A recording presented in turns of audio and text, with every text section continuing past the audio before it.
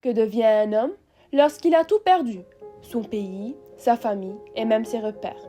La petite fille de Monsieur Lin, publié en 2005, est un court roman de Philippe Claudel qui raconte une histoire très émouvante, marquée par la guerre, l'exil et la solitude.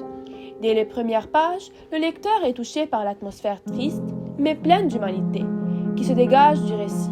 Cette œuvre ne repose pas sur l'action, mais sur les émotions et les relations humaines, ce qui la rend particulièrement percutante. Pour mieux comprendre cette œuvre, il est important de s'intéresser à son auteur. Philippe Claudel est un écrivain français contemporain, né en 1962. Il est également professeur, scénariste et réalisateur. Dans beaucoup de ses œuvres, il aborde des thèmes graves comme la guerre, la souffrance, la mémoire et la fragilité humaine. Il s'intéresse surtout aux personnages blessés par la vie, souvent silencieux mais profondément humains. On retrouve clairement cette sensibilité dans La petite fille de Monsieur Lin, où l'auteur met en scène un homme simple, presque effacé, mais porteur d'une grande richesse intérieure. Le roman raconte l'histoire de Monsieur Lin, un vieil homme qui fuit son pays détruit par la guerre. Il quitte tout ce qu'il connaît pour rejoindre un pays inconnu, en emportant avec lui ce qu'il a de plus précieux, sa petite fille Sandiou. Dès son arrivée, Monsieur Lin se sent perdu. Il ne parle pas la langue, ne comprend pas les habitudes du pays et vit dans la peur constante de se perdre ou de perdre son enfant.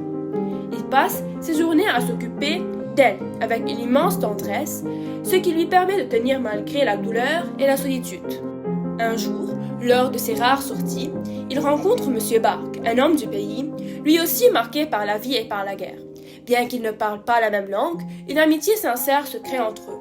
Ils se retrouvent régulièrement sur un banc, partagent des moments simples, des silences, des gestes et parfois des sourires. Cette relation montre que l'amitié peut exister sans mots, simplement grâce à l'écoute et à la compassion. Peu à peu, Monsieur Lin retrouve un peu de chaleur humaine grâce à sa rencontre avec Monsieur Barque. Mais cette stabilité fragile est rompue lorsqu'il est emmené dans un établissement se sentant prisonnier et seul. Incapable de supporter la séparation, il s'enfuit pour retrouver son ami. C'est alors que l'on découvre que sa petite fille n'est en réalité qu'une poupée, symbole de son traumatisme et de sa perte. J'ai choisi cette œuvre parce qu'elle m'a profondément touchée. Elle montre que même dans les pires situations, l'être humain a besoin de liens pour survivre.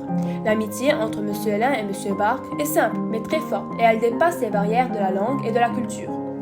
Ce roman m'a marqué par sa douceur, sa tristesse et son message, profondément humain. C'est une œuvre courte mais intense, qui reste longtemps en mémoire et qui pousse à réfléchir sur les conséquences de la guerre et sur l'importance de la compassion.